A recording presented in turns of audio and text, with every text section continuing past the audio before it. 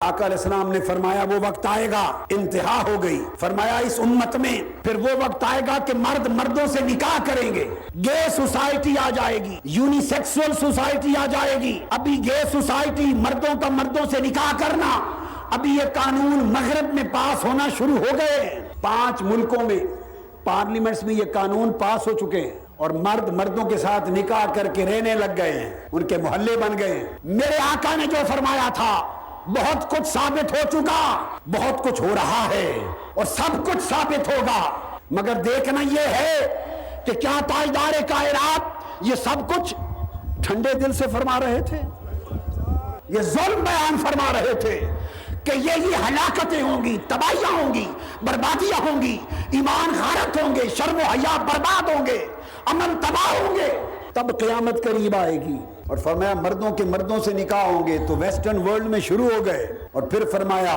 عورتوں کے عورتوں سے نکاح ہوں گے، یہ بھی مغربی دنیا میں شروع ہو گئے۔ وَمِنْهَا نِكَاحُ الرَّجُلِ الرَّجُلَ وَذَلِكَ مِمَّا حَرَّمَ اللَّهُ وَرَسُولُهُ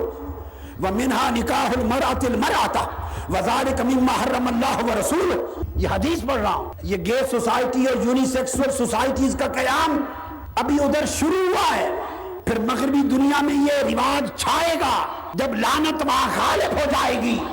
تو چونکہ آپ کے مقدر نے، آپ کے حکمرانوں نے، آپ کے لیڈروں نے چونکہ غلامی لکھ رکھی ہے، جو لعنت وہاں مسلط ہوتی ہے، یہاں سامراج طاغوتی پلید طاقتوں کے ایجنٹ مقرر اس لیے ہے کہ وہ ایمان کو جڑ سے کاٹ دیں، اسلام کا تشخص ختم کر دیں، اسلام کا نظریہ مٹا دیں، اسلام کی غیرت کو ختم کر دیں۔ جو چیز وہاں رواج پا جائے اب نئے فیشن کے نام پہ وہ پھر یہاں بھی درآمد کر دیں۔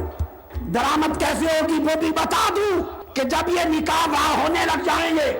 پھر آپ کے ڈرامے بنیں گے اس موضوع پر۔ لکھ لو میں تو اس وقت ہوں گا یا نہ ہوں گا، دنیا میں زندہ ہوں گا یا فوت ہو چکا ہوں گا، میرا کلمہ آج کا یاد رکھنا۔ یہ متعین کیے گئے ہیں یہودیوں کے ایجنٹ، یہ دشمنان اسلام اور طاغوتی سامراج کے ایجنٹ، اس لیے کہ اسلام کی ثقافت کا خاتمہ کیا جائے، اسلامی غیرت و حمیت کا خاتمہ کیا جائے، ایمان کا خاتمہ کیا جائے، مسلمان عیسائیوں ہندوؤں کی طرح مردہ لاشیں رہ جائیں، اور یہ جمعہ کے جمعہ دن